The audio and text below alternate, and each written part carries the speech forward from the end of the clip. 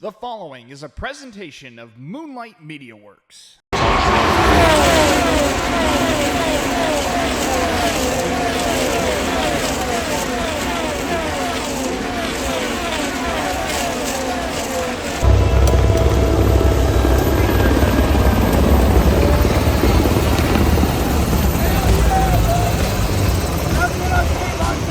Hello and welcome into the Memorial Day doubleheader preview extravaganza. That's what I'm deciding to call this. It is the most exciting singular day in racing. If you're a red-blooded American male that has watched the Indy 500 and Coke 600 before, or anybody that enjoys auto sport around the globe, you understand the significance of what happens on the Memorial Day weekend between Indianapolis and Charlotte. And I myself, while I consider myself a high-level thinker when it comes to auto sport, motorsport, racing in general, I had to go to the bullpen for this special today. I had to call upon the most knowledgeable man in auto racing and motorsports that I had in my Rolodex, and his name is Matthew Owens, and he joins us here today. Matthew, I'm putting you, this is a reverse. For so many years, you and I worked together doing things, and you were on this side of the microphone, and now you get to be in my position today. Thank you for the time today, and we'll get to talk about a great topic in the Indy 500 and Coke 600 today. Yes, thank you for having me. It's the best day. It really is. It's just, and you know, obviously people have soured a little bit since Monaco's date changed over the years, but even when that was the case too, I mean, you can't get much more. And I'm sure if there's a bike race that takes place in Speedway, Indiana on that day too, we could include it, or something else. Having been to Speedway, Indiana now, I can tell you that I'm sure there is something of that nature going on day of the race, but it's just the best time of year for race fans like us. And we've got a lot to talk about with this year's race. Specifically, we start with Indy. Right before we got on to talk about this, we got a little bit further update as to Alexander Rossi, who is slated to start on the front row of the Indy 500, taken off the track today and taken to a hospital for further evaluation due to a wreck in practice that I believe also included Pato O'Ward and Romain Grosjean. Overall, what's your initial takeaway from that? Obviously, we've seen a lot of, injuries and a lot of late, week of practice race crashes that have kind of altered the timeline, so to speak, of the 500. But the initial reports seem to be that he is alert, awake, in good spirits. Obviously, that's all we have to go by. But where does your mind go at first when you see a story like this break on a Monday? Well, it's the first time we've had an accident in the month of May so far. Everyone had kept it clean to this point, but not surprising to see the first incident come in the Monday practice session, because this is full race trim, and so not overly surprising to see someone lose it in traffic and in the turbulent air, especially today. Rain was in the area. They didn't know if they were going to get this practice session in. As of yesterday's forecast got a lot better. But yeah, you're right. We're certainly used to seeing things like this on this week of practice, Monday, Friday, when we get to carburation day. Obviously, we hope that Alex is okay because, he was going to start on the front row, and if he's going to race, he still is. He's a former winner of the race. He's driving for Ed Carpenter. We know that he's got a great chance to win this race if indeed he does start on Sunday, so hopefully he is okay. 2023 was the last time we've seen a replacement driver due to injury. Graham Rahal, who failed to qualify, shockingly that year, replaced Stephen Wilson with Dreyer and Reinbold when Wilson was injured in a practice crash. Hopefully we won't get to that point because I'm not up to date on the bullpen that Ed Carpenter Racing has. So I'm not sure who they would bring in, and if they have someone to bring in, you would hope they would. But yeah, that's all we know right now. But hopefully Rossi's okay because he won this race as a rookie 10 years ago. Not a lot of people knew about him, what they did know about him was it was the American that tried to make it in Formula One, and he won the race as a rookie on fuel mileage. It was the 100th running of the race, and kind of burst into superstardom, and he was a star of the sport for 3 or 4 years, and then things have started to trend downward. He hasn't won in a long time, but he could absolutely win this race with ECR on Sunday from a front row starting spot. So I really hope we'll see him on Sunday. And obviously the well-being and health of him is the priority concern. But like you just mentioned, it was really exciting to see him get a really good starting spot. And ECR's popularity in Indy doesn't need to be explained at this point. So to see them get a front row starting spot and Alex have a really good position to get into the mix early and often on Sunday would be, and hopefully could still be. We don't know yet, and like we said, we'll probably find out more details going on. And he factors into some questions I've got a little later on in the program. But speaking to the pen of drivers, it's interesting because I would imagine that in years past, when we have teams trying to qualify, there are more drivers that are present in Indy with, looking for the opportunity. Obviously, some drivers go in, they have teams, they have limited ride opportunities to try to bump into the field. This year, no bump. We're taking all 33. It's a big part of the lore and tradition of Indy is the idea that nobody's safe. And yet for this year's race, it seems to be, and I would say it's a fair criticism and a fair critique on this year's race is that that's just not something we're going to see play out. And it didn't play out this weekend in qualifying. Does this sour the all around, event itself to you, or is it just a new wrinkle in this story that is the Indy 500? I mean, a quick, easy answer would be no, but I don't know of anything that could sour the Indy 500 for me. Fair enough. Fair enough. I mean, the 500 is one of the unique sporting events in the world that cannot be ruined. I mean, you can watch a Super Bowl. Sorry to bring up bad memories. You can watch a Super Bowl like this past year's, and everybody on Twitter is like, "This sucks." You can watch, Final Four game like UConn and Butler. See, I bring up good memories on the back. Yep. UConn and Butler in 2011, and everybody's like, "This game sucks." There are only few sporting events that cannot be ruined, and this is one of them, because the 500 is inevitable. So unless there is great tragedy, which we have seen before in this race, thankfully not in a long time, that's really the only thing that could sour an Indianapolis 500. This, to me, is... No bumping this year reflects more on the state of IndyCar. That's a totally different conversation.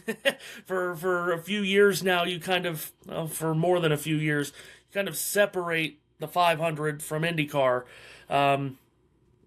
You have the whole IndyCar season, and then you have the 500, which kind of stands on its own.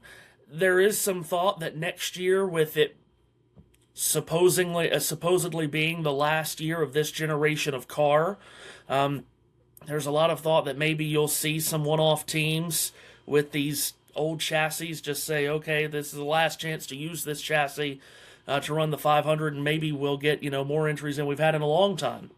I have heard some conversation that maybe next year we'd get close to 40 entries, which we haven't had in a long, long time. We'll see over the next 320, 30 days whether that'll become a reality. But no, I think it's more of a statement of where IndyCar is. For me, it doesn't do anything about what the 500 means for 2026. Well, and I think it's fair since this, for this, of course, you're going to get dressed up for the nature. I decided to go with the 1990s Roger Penske look. I guess it's fair to ask the question because it coincides with the 500 as much as anything else. We are now a couple years into the Roger Penske stewardship of both the 500 and the entire series. And, I, like many people, was really, behind the idea of Roger getting behind this because there's not that many people in motor racing or in any sport of any kind that have both the pedigree and the resources of a Roger Penske. And when you talk about somebody taking IndyCar into the future, you want somebody that cares deeply about the series, about the speedway. And I think, like myself, most people were really behind the idea of him taking ownership of this. But I mean, there have been reasonable questions to have and reasonable, discussions to be had about the health of the series right now. In your estimation, a couple years into the Roger Penske ownership of these things, between the 500 and the series itself, how well do you think that has gone so far? Yeah, I don't think,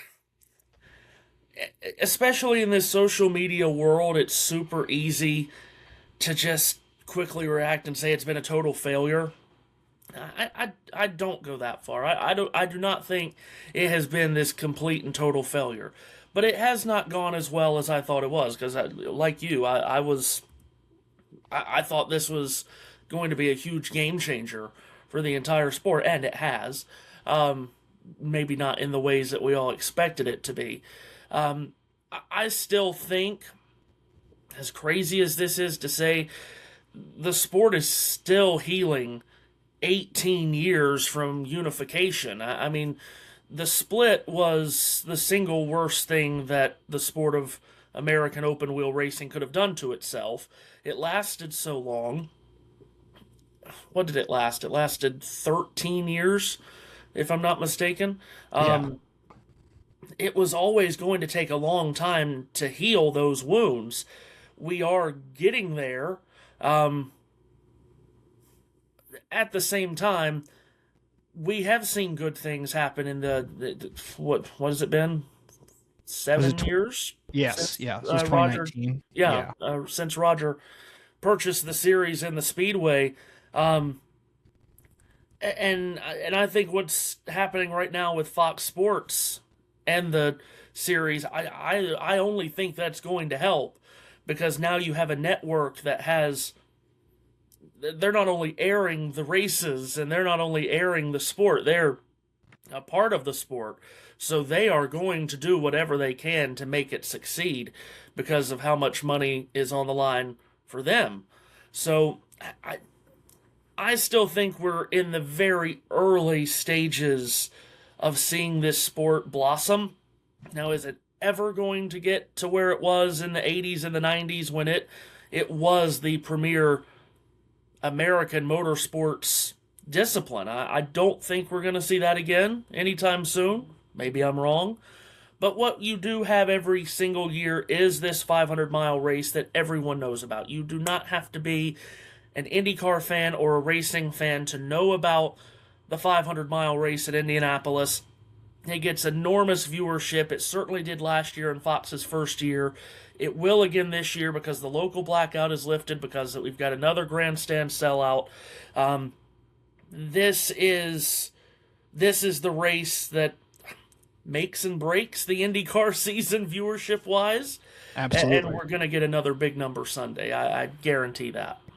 Well, and from our own personal friendship, I credit you this probably more than anything else from our time as friends is your influence on showing me just how good and how important this race is. So much so that not 5 years after being friends with you, I went to the 500 and had to experience it myself. And I can tell you from a spectator's standpoint that has maintained and even exceeded any expectation I or most people that have ever been to can still have of it.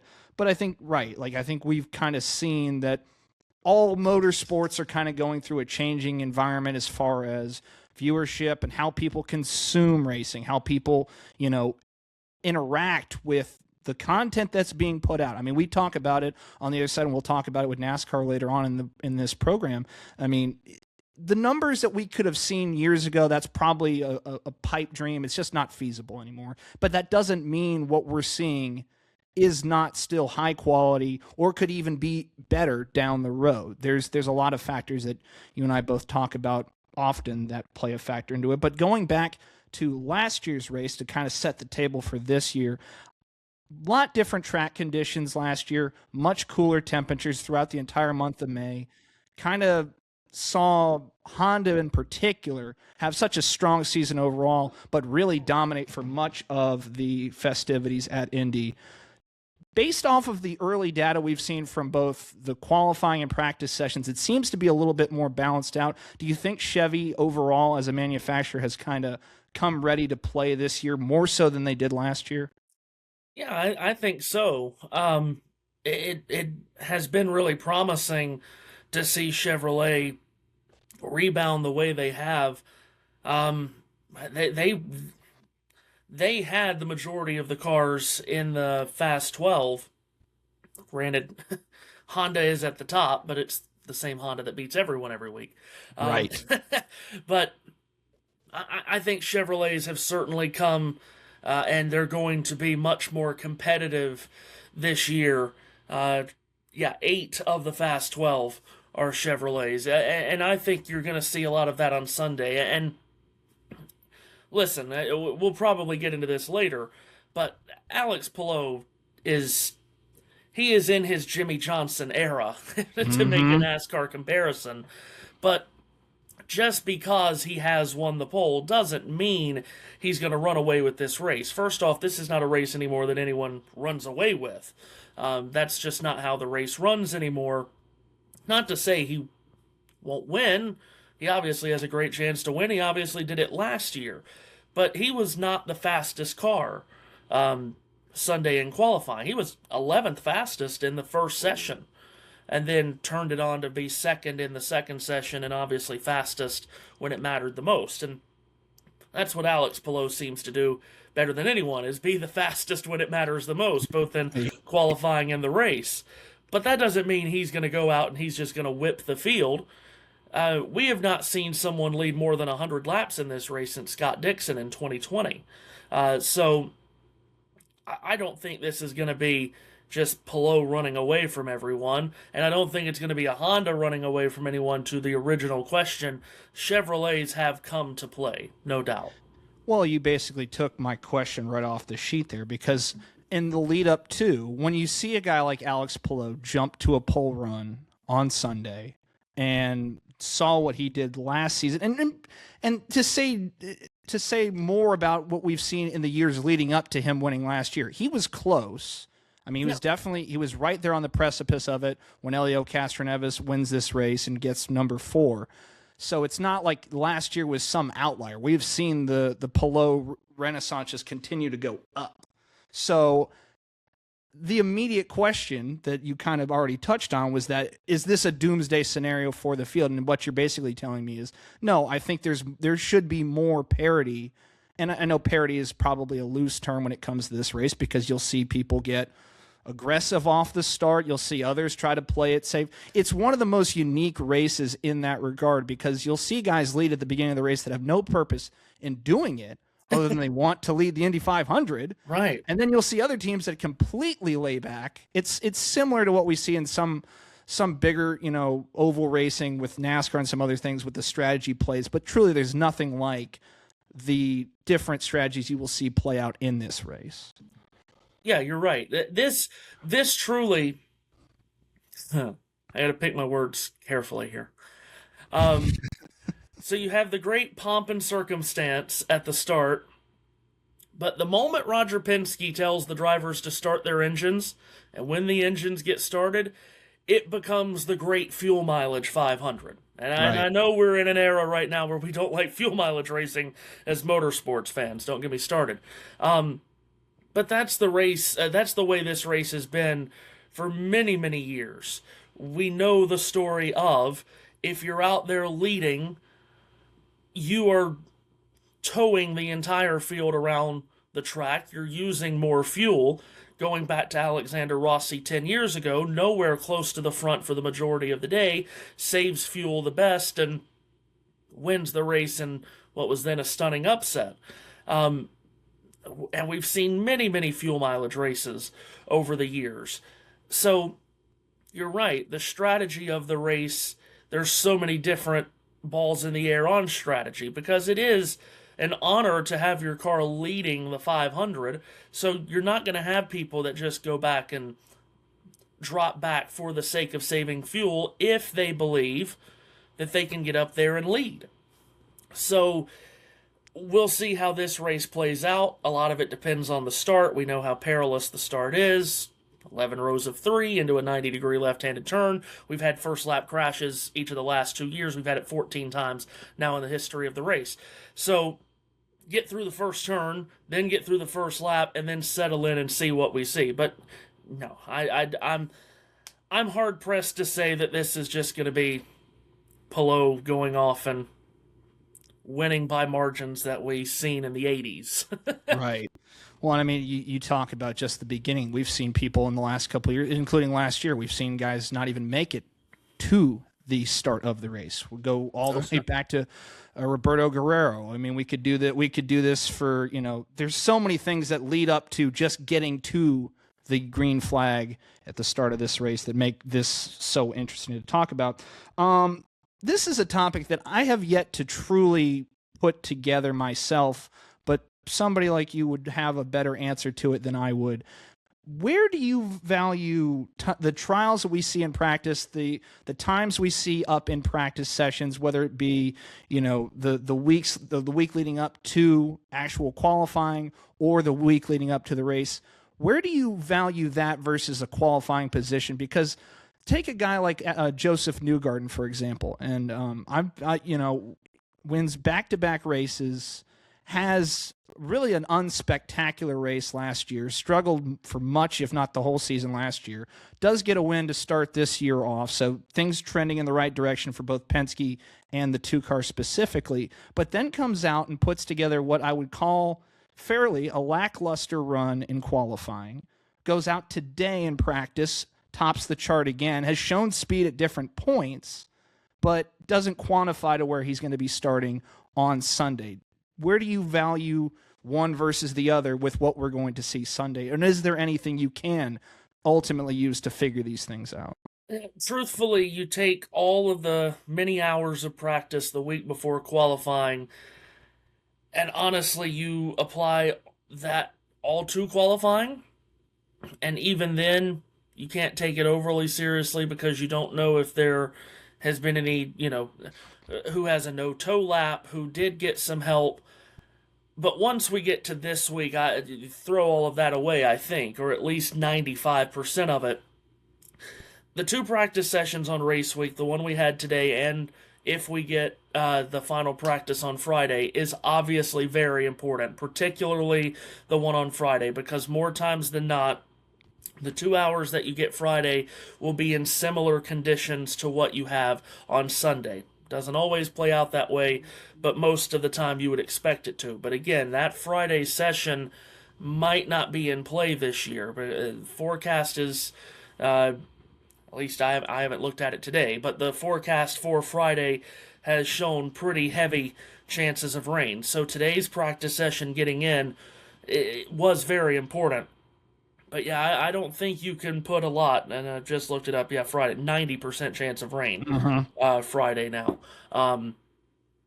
Although forecast for Sunday has been up and down, good Lord, depending on who you look at and what outlet you use, anywhere between a 5 and 50% chance of rain for the race on Sunday. But yeah, Joseph Newgarden, he sounded... You could almost hear a smile in his voice on Sunday when he said, "I'm just ready to get back into race trim." He knows that car is going to race really well. Just for whatever reason, it just didn't have the single car speed across a 10-mile run. That normally, when that happens to a big name like Newgarden, you normally say, well, Team Penske as a whole just doesn't really have qualifying speed, but that wasn't the case. Malukas is up there on the front row. McLaughlin made the top 12. He's starting row 3, I believe it is. So Penske seems to have plenty of speed with Malukas and McLaughlin in qualifying trim, but they didn't with Newgarden. I think Newgarden will race just fine. He climbed through a lot of traffic last year and would have had a chance to win the race the way it was going had it not been for the mechanical failure late. Right. And one of the big things that I love to talk to you about each year when we talk about this race are the storylines, because there's so many. You can look beyond just the first row. You can look beyond a championship points leader. All those things are secondary when it comes to this race in particular, because there's storylines up and down the field. Starting first with the Rookie of the Year battle, which I know is something that always comes back up this time of year, and it always brings a new level of intrigue to this race. You've got some interesting candidates in this year's Rookie of the Year contendership for this. Is there a name that jumps out to you that's shown a lot of promise to you that you like for a Rookie of the Year contender for this race? I mean, I think everyone would love if Mick Schumacher did it, just because of what that name carries. And I mean, as a kid, I grew up idolizing Ferrari and Michael Schumacher in Formula One, so that would be great. I think everything that you saw over the weekend would point you towards Kyle Collette, but now he's starting deep in the field. That right. Great qualifying run disallowed with technical infractions. So basically now all the rookies start together at the back. Schumacher, Hauger, Abel, and Collette. I think your best bet would be Collette, if he can get through the start of the race starting at the very back like that. If he can play it calm and get through cleanly the first 50 miles of the race, he's probably got the best car of those four driving for AJ Foyt. And Dennis Hauger has been really impressive this season. He had a top 10 in the season opener at St. Petersburg. He had that spin at Phoenix that he miraculously kept off the wall. Dennis Hauger is someone that you've got to pay attention to moving forward in this sport. He's really punching above his weight, driving that Dale Coyne car. I think it probably comes down to those two for Rookie of the Year on Sunday. I would lean Collette. But again, with all of them starting together at the back, you just got to worry about them getting tripped up somewhere through the opening lap scramble. And then prioritizing the rest of the storylines, you've got 8 former winners in this field. You've got one with a chance to make history that we talk about all the time in Helio Castroneves, if there's a possibility of getting that 5th. What's the storyline that's jumped out to you the most from that part of the field that you're watching for, that you would think would make the best storyline coming out of this race? Because it's a big part of this race. We talk about this race making legends, making iconic moments, and you can talk about it from a seasoned veteran's perspective, finally getting that first one, or you can talk about a one-time winner becoming a 2-time champ, a 2-time becoming a 3. You can do all these different things. You have Elio in the field going again for a chance at 5. Where is your attention pointed to as far as a storyline you're watching in this race? Well, for as long as Elio runs this race, he's the main storyline in my mind, because it's the one super prize in world motorsports, the first driver to win 5 Indianapolis 500s, and obviously he's the only one with a chance to do that. And quite honestly, whenever he decides to retire, and that could, he just turned 51. Now, he does not look or act like 51, but again, more than likely, we're going to have a new car come in 2028. If that is indeed the case, one would assume Elio probably does not run the 500. He probably will not want to learn a new car. If that's the case, he's got 2 more chances at this Sunday and next year. So he's the number one storyline in my opinion. We've never seen it before. We love in sports seeing stuff we've never seen before. It was one of the great days that I've ever witnessed in all of sports when he won his 4th in 2021. And if he can be the first to win 5, the level of emotion that you'll see from him and from everyone inside the racetrack, and just everyone, period, watching, will be the greatest feat we've ever seen. Beyond that, Scott Dixon, ever since he won this race in 2008, we could be talking about him in the 4-time Winners Club. So since his win in 2008, so what I'm essentially saying is over the last 17 500s. He's finished top 5 in 7 of them. He's led the most laps in 5 of them. He's led 530 total laps in those 17 races, but he's not won any of them. And he's found every which way to not win them. The speeding penalty when he was dominating in 22, led over half the race in 2020, and got beat by Takuma Sato. Scott Dixon, I think many people will say, is on the Mount Rushmore of IndyCar racing. But he only has won this race one time. But he's led more laps in the 500 than anyone. He's led 677 laps in his career at Indianapolis. That's more than Foyt. That's more than Andretti. That's more than Mears, Elio, all of them. Surely before his career is out, which again, 45 years old, you have to think he can win this thing a second time.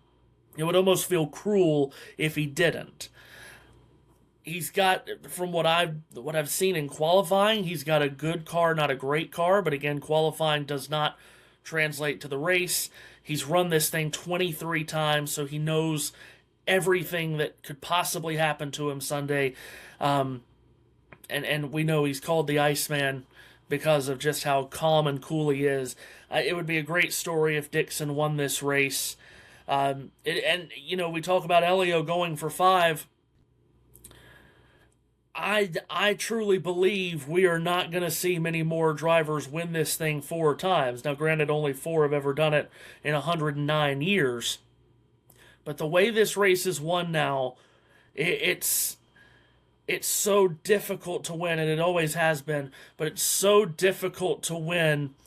It's going to be a long time before I think we see someone threaten to win 4 again.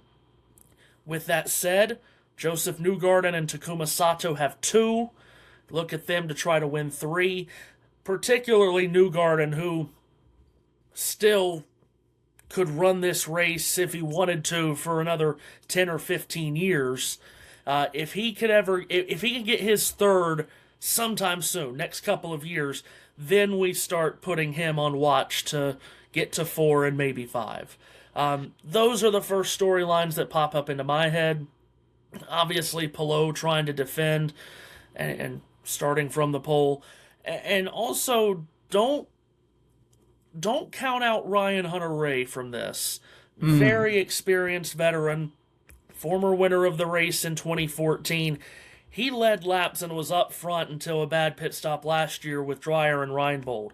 He's upgraded his team this year with a one-off with McLaren. He starts pretty deep in the field. They did not have qualifying speed, but I expect Ryan Hunter-Reay to move up pretty quickly on Sunday too.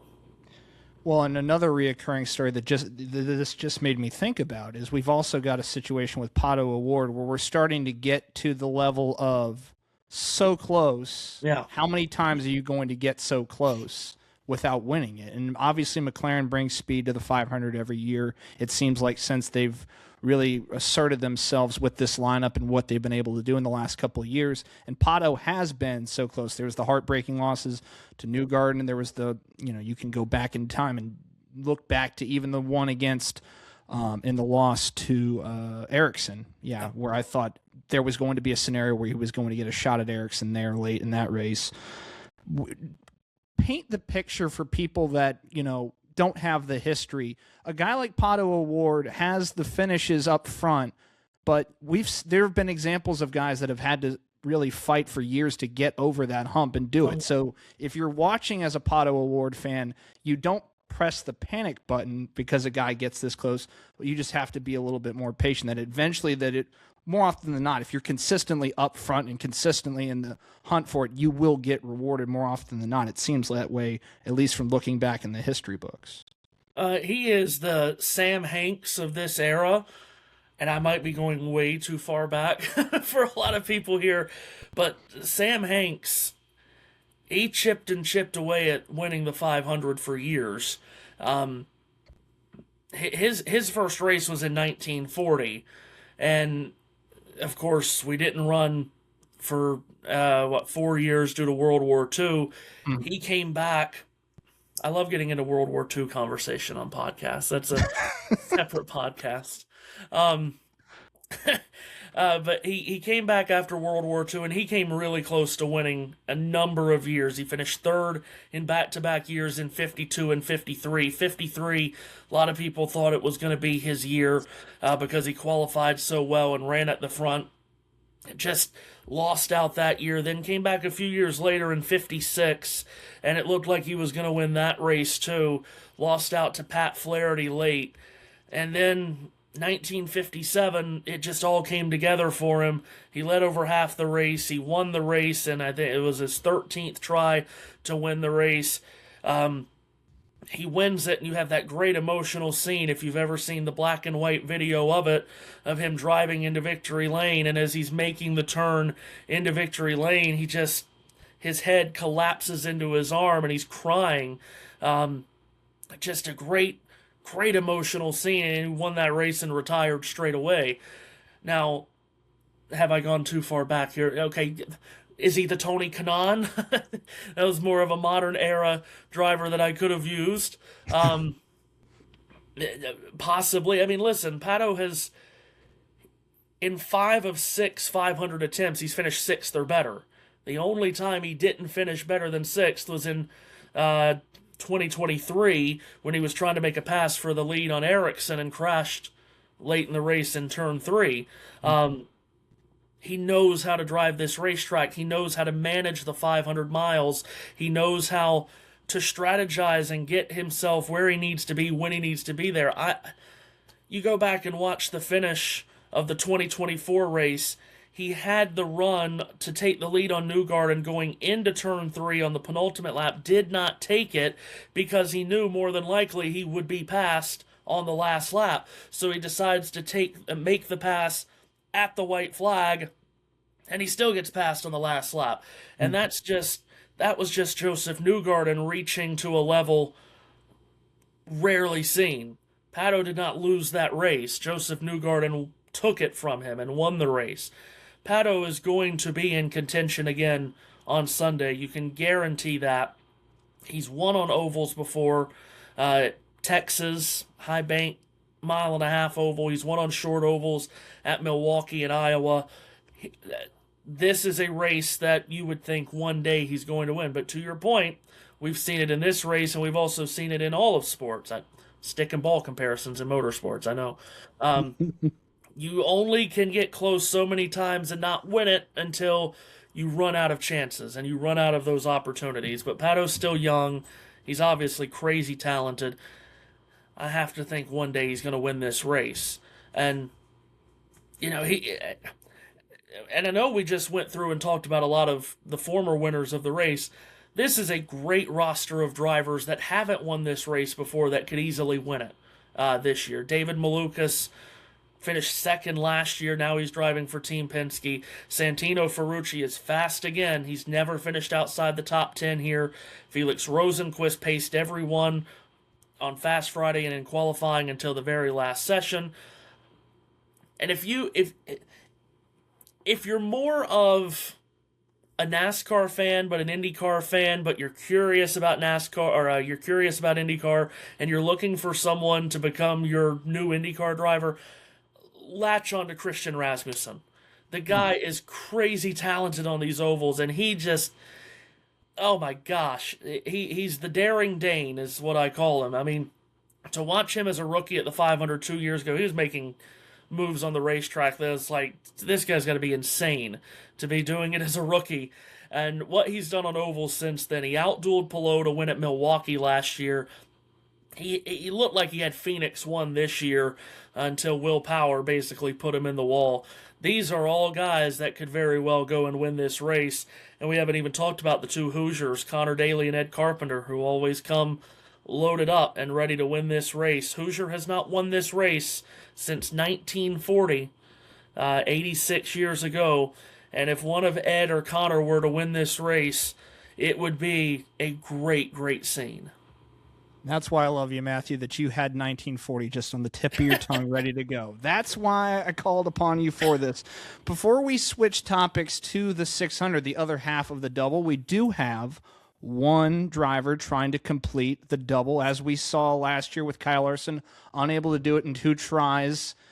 despite a lot of team support between both Hendrick and Team McLaren. Now we have Catherine Legg attempting to do the double this year. Overall, we've seen the double in various different levels of success or, of obstacle. We saw the weather play such a big factor in the last couple of years of the double.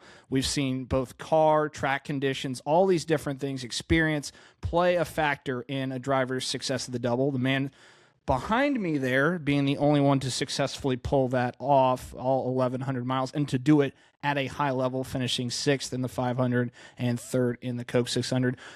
Set the expectation level, because obviously it's going to be different for Catherine Legg because of the equipment she's going to be in for this, but it's still an incredible accomplishment to even get this down the line as late as she did, because it was a late announcement that they were even going to attempt this, and myself and many other people were excited the fact that anybody was going to, after how bad it went the last 2 years overall. Right, and I think I said last year was probably the last year for a long time that we would see that double attempted by a big market driver that everyone knows the name of, right? Just because of how difficult it was for Kyle for 2 years, which is really a shame. But now for Catherine Legg to be doing this, first off, I'm just so pleased for her. I love Catherine Legg. She is such a fantastic race car driver. Now, we can sit here and talk about how inspirational she is as a female athlete, as a female race car driver, and she is all of that. But the story begins and ends with Catherine Legg talking about what a successful race car driver she is. No matter what you put her into, she adapts to it very quickly. She always has. Whether it's an Indy car, whether it's a sports car. She tried out Formula E at one point. Whether it's a stock car. She just adapts to it extremely well. And I know a lot of the NASCAR fans that, don't know her, they watch her run, 8 or 9 Cup Series races in her career and watch her run at the back because she's with a back marker team. And she will be again Sunday for Charlotte with BJ McLeod's team. So is she going to compete? Is she going to complete all 1,100 miles? It's very doubtful, because that 78 car is not going to finish on the lead lap of the 600, barring much craziness. Weather's going to play a factor in this one too, unfortunately. The weather doesn't look great for Charlotte on Sunday. Perhaps that helps her in this case, if indeed Indianapolis can get going and finished without any weather delays. Again, as I said, the Indianapolis forecast for Sunday is up and down right now. But current forecasts show pretty heavy chance of rain for Charlotte. Also, this isn't guaranteed. There's 41 entries for the 600 last I checked. So she's going to have to qualify her way in on Saturday. I don't particularly know, and I don't know exactly how this works. I don't particularly know why NASCAR wouldn't just give her the special provisional that we've seen Jimmy Johnson and Helio Castroneves take at the 500, because who would that harm? Now, I know everybody on Twitter would lose their minds about it, but who would that harm to just give her and that team the special provisional to guarantee that she does have an attempt? She's not running for points. She's not going to be competing for a top running spot in the race. Give her the provisional. That would be my plea. But hopefully we don't even have to get to that point and she qualifies her way in. She's got a much better chance to compete on at Indianapolis. She's driving for HMD Motorsports, which has an affiliation with AJ Foyt, so it's kind of a quasi-Foyt car, the way that Josh Berry runs a quasi-Penske car in the Cup Series every week. So I think Catherine's going to have good race pace, and she's been at this for a long time too, so she's not going to be overwhelmed by the 500.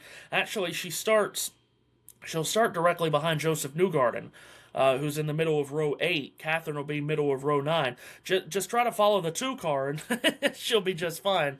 Right. So I'm really excited for Catherine, and I really hope this goes well for her. Well, in switching topics as we transition to the 600, this will be the first year that we run 600 basically in its existence without Humpy Wheeler alive to take part in the spectacle. And obviously his role at Charlotte Motor Speedway had been, diminished in his later years, and he ultimately stepped away. But when I think of what you're talking about with a provisional, all I can think of is the idea of Humpy Wheeler giving the old promoters provisional to go, we got to get this in. We got to get people into the racetrack. And it's such a big part of my love for the other half of this double that I grew up with, which was the 600, was due, in fact, to Humpy Wheeler's impact at CMS, and he'll be missed this year in the build-up too. But let's take a look at it for the NASCAR side of things now as we move to the Coke 600. Early season returns. We have 2311 fresh off of NASCAR victory, showing a lot of speed. Tyler Reddick winning a bunch of races off the drop of the year. We've seen Bubba Wallace up in contention for plenty of races already this season. Take me through what you've seen from the early returns, because to me, the big story coming out of this offseason was going to be the redesigned Chevrolet front end and the new car they were going to have this year. And maybe this is a bad joke to make, but so far it looks to me that the only teams really succeeding this year may or may not have had access to some JGR data over the last couple of years. You've got 2311, you got Joe Gibbs Racing, and you got Spire Motorsports running up front in a lot of these races, but Chevy as a whole not looking like we thought they might, which is to flip the field on its head and start to dominate like we've seen other manufacturers do when they get a chance to adjust the body. Generally speaking, anytime Chevrolet makes a body change, they do struggle the first year, or at least first part of the year with it, outside of 1995 when they went from the Lumina to the Monte Carlo, and the Monte Carlo blitzed the field. And in those days, mid-90s, NASCAR made some modifications to the Ford Thunderbirds and the Pontiac Grand Prix those days to make it more competitive. You will not see that today. No. That was different world 30 years ago. But we've seen when Chevrolet has made body changes from 2002 to 2003, there was some growing pains. There were growing pains when they went from the SS to the Camaro. So this is kind of falling into what historically happens. When they do make a body change, it has been underwhelming. Now, Texas was a great sign for them, for Chase Elliott to go out. Listen, Chase won at Martinsville. I'm not going to say it fell into his lap because Alan Gustafson had a great strategy and it worked, but he was far from a contending car for the majority of that race. But at Texas, he went out, led the most laps, won the race on a 1.5-mile track. Now, yes, it's a unique 1.5-mile track, but it is one of the quote-unquote cookie-cutter 1.5-mile tracks. There's no such thing as a cookie-cutter anymore. No. So that was a big deal for Chase to go out and win the race the way he did. This season has gone about how I expected it to at the start of the year, though, with the Chevrolet body changes. I think it just opened it up for Toyota to dominate, and that's what they've done, because still Fords are still lacking for speed on these kinds of tracks. The Ford game plan is still the shorter, flatter racetracks, like we saw Ryan Blaney win at Phoenix. That's their bread and butter. Truly, on the bigger high bank tracks, the best Ford team has been RFK. We've seen them outpace Team Penske easily at Darlington and Texas and Kansas. So I think this season was always going to open itself up to Toyota dominating, and it has. Tyler Reddick has won 5 races, and I'm not sure he was the best car in any of the 5. He certainly wasn't the best car at Daytona. He certainly wasn't the best car at Atlanta. Maybe he was the best car at COTA. But he's just been able to capitalize on a lot of things going his way. Now, is it going to stay that way across a 36 race season? More than likely not, because Denny Hamlin has led triple the amount of laps that Tyler Reddick has this season. And they're 1 and 2 in points. Ty Gibbs has won this year. You have to think at some point the tides will turn for Christopher Bell. Toyota, I felt, was going to be the dominant force this year. Now, it's a long season, so does that start to turn once we get to June, July, and then closer to the chase in August? We'll see. But I would expect this to be, again, really a Toyota fest at the front. The names that I just mentioned, Bell, Hamlin, Reddick, they're going to be probably your favorites to win. You mentioned Spire, by the way. Carson Hocevar had a great run in this race last year. Blew an engine in the final stage. So we'll see how that team as a whole runs, because Carson's been one of the stories of the year, too. Absolutely. But, yeah, Toyotas are, and I know a lot of people don't like that, but Toyotas are probably going to be the dominant force again. And it always seems to me that the 600 can be a get-right race for some teams, some of the bigger teams. We've seen teams like Hendrick make Charlotte Motor Speedway their personal playground over the years. We've seen in more recent times Penske do really well with Ryan Blaney winning the 600 a couple years ago as well. So teams that may or may not have had the results to this point in the season can take advantage of what's truly and ultimately an outlier. And one of my favorite parts of the NASCAR season is this race is truly unique in its duration, its challenge to get through 600 miles. And we say that knowing the cars are as strong as they've ever been. They're designed to withhold and withstand more abuse than ever before.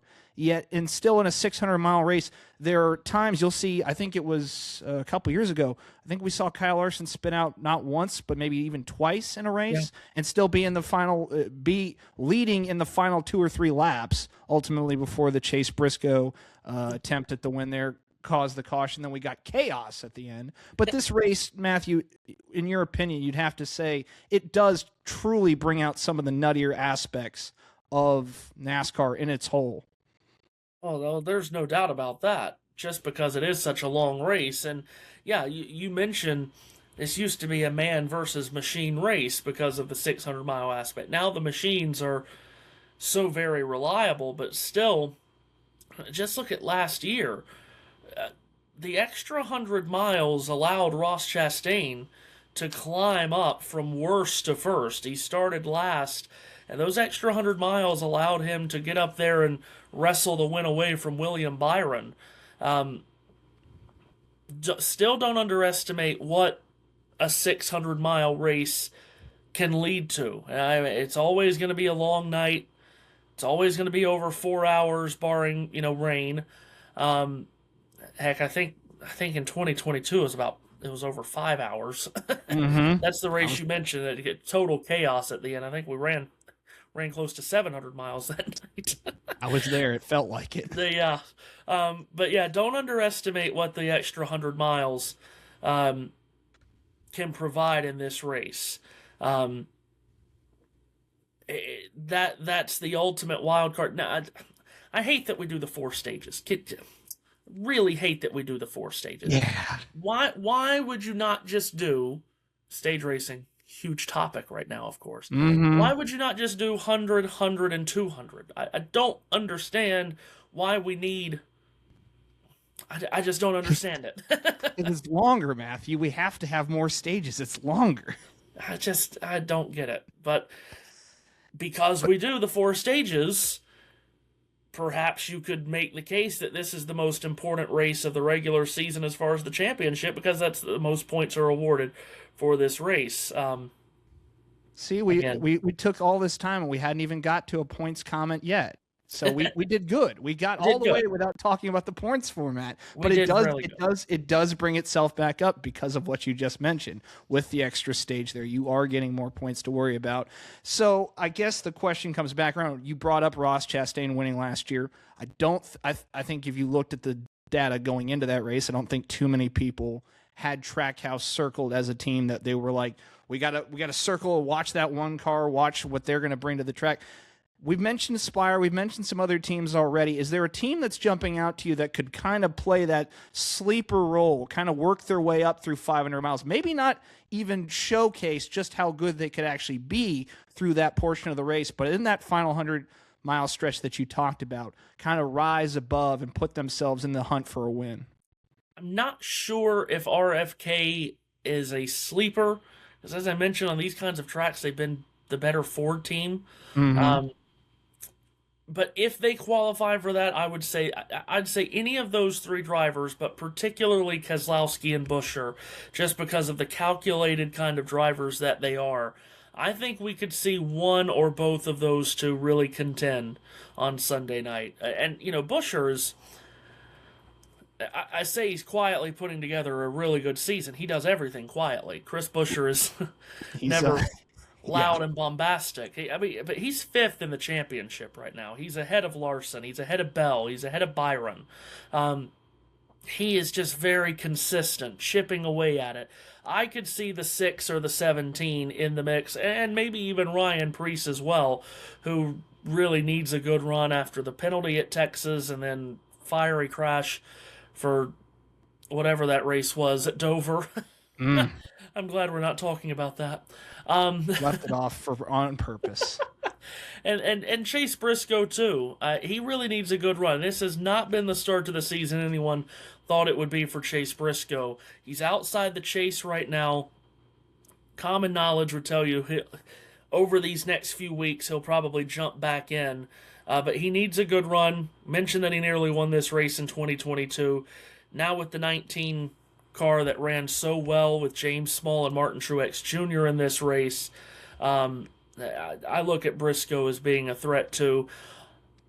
And I do just wonder, just in the back of my mind, if the extra 100 miles of being able to tune the car in is what RCR needs. RCR's had a couple of good weeks in a row now.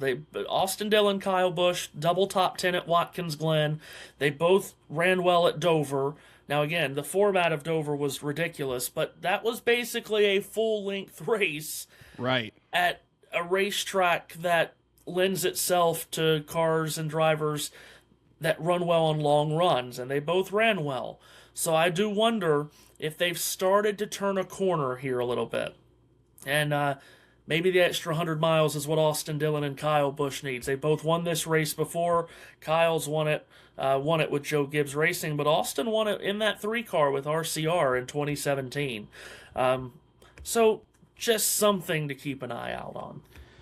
Well, I'll let you go on these last 2 questions here. I've kept you long enough. This has been a lot of fun, and, we could do this till the cows come home, so to speak. But I will leave you with these final 2 questions, and I want to start first with just your favorite memory that you have of the double between the 2 races since you've been, alive on this earth with us here, watching these races. And I know you've watched more Indy 500s than I have. I'm still trying to catch up. It'll take me a long time, if ever. But the 600 as well. Give me your favorite impression of those 2 races as both a spectator and as somebody now who follows these sports these series week to week, covering them, talking about them, calling them, however you want to break it down. I'll start on the 600 side and back my way up to the 500. The 600, what it once was, as we talked about, being man versus machine and just being NASCAR's endurance race, it's obviously what put it on the map. In the first year of it in 1960, when it took 5.5 hours to complete and tires were blowing everywhere and Joe Lee Johnson won the race.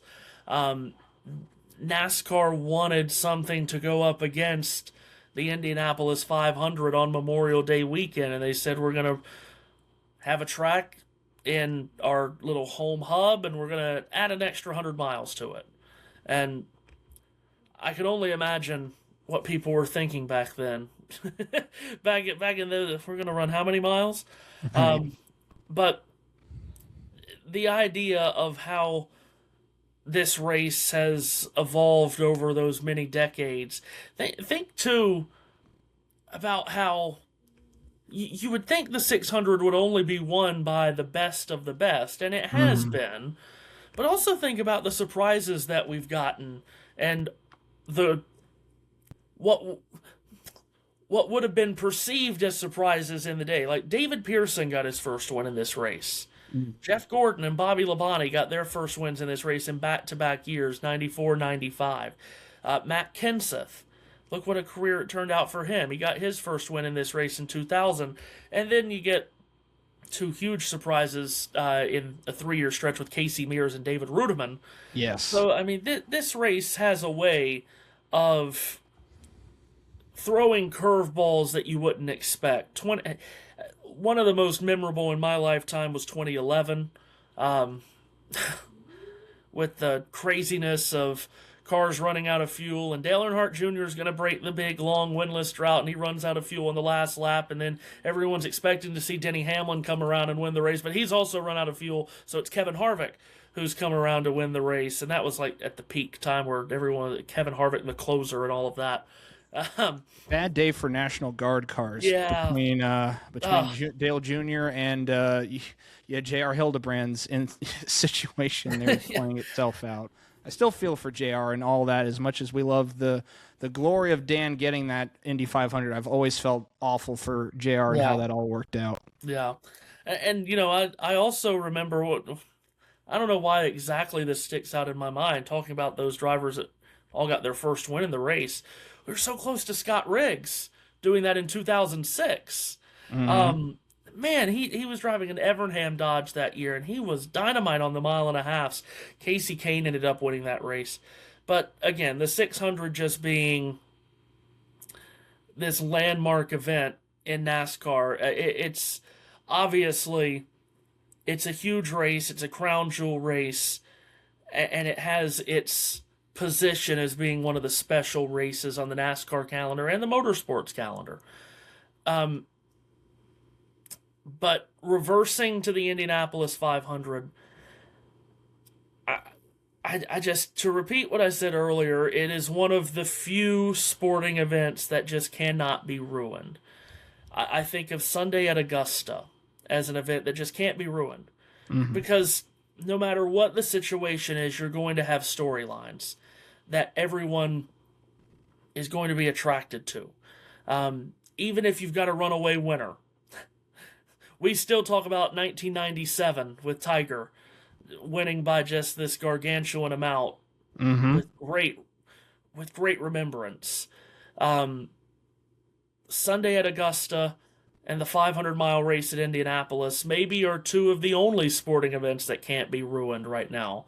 I mean, look at what's going on with the World Cup starting in less than a month. You wouldn't expect a World Cup to be ruined, but FIFA is trying all they can to do it with these... the price gouging of these tickets, and mm-hmm. tickets to the World Cup final right now are going for like some of the cheapest tickets for $20,000 and $30,000, and you're thinking, who's going to be at this thing? Insane amounts of money going around right now. So the point that I'm making is this event is magical, and it always has been magical, and it always will be. And what you see before the race starts with the honoring of America and back home again in Indiana and just those unbelievable traditions. Tradition means so much to all of us, especially as sports fans. We love tradition. And this event, more than any other, takes those traditions and holds tightly to them, and it just makes you feel. And I guess that's the greatest thing that you can say about a sporting event. It just makes you feel. And for me, there's nothing better. If you had a gun to my head and said you can only watch one sporting event each year, it would be the Indianapolis 500. And it never fails to disappoint. It never fails to get me excited, to get me emotional. And I'm so looking forward to this year's race because, as we've talked about already, the storylines are all over the place. I mean, all that we talked about, we didn't even talk about Scott McLaughlin. Mm-hmm. We rarely talked about, we for very little time talked about David Malukas. We didn't even talk about Will Power.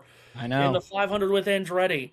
Kyle Kirkwood. So it is the grandest of events. We could, like I said, we could do this for another hour, 2, 3, but I mean, the world... We all have to at some point like calm ourselves back down. We got to wait till Sunday. We got a couple more days to go. Last up, you had to figure this was coming. I need the Matthew Owens prediction hat to go on here. Okay.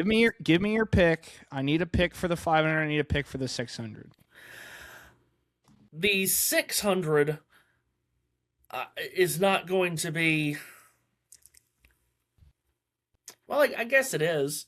I was going to say the 600 is not going to be an interesting answer because I was just going to go with Reddick or Hamlin, but I think I talked myself into. Chris Buescher. I thought you did too. That's why I was waiting to hear that. Yeah, I think I talked myself into Chris Buescher. Christopher Bell, by the way, who's won this race before too. It was rain shortened. I mean, he looked really good at Texas a couple of weeks ago. And again, Texas and Charlotte are no longer tracks that you can say are exactly similar. No. But the 1.5 mile package for Christopher Bell, he could have won Kansas, and it went away in overtime too. So I think I'm gonna. I think I am gonna pick Buescher, and if you're a betting person, maybe good value on that pick.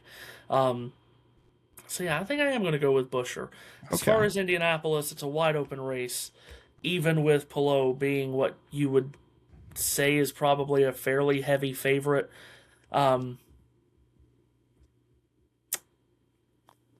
It's tough. I know, because we sit here and we do this each and every week. We try to figure out these things. People come to me and ask, like, who should I pick for this race? Who should I do for that one?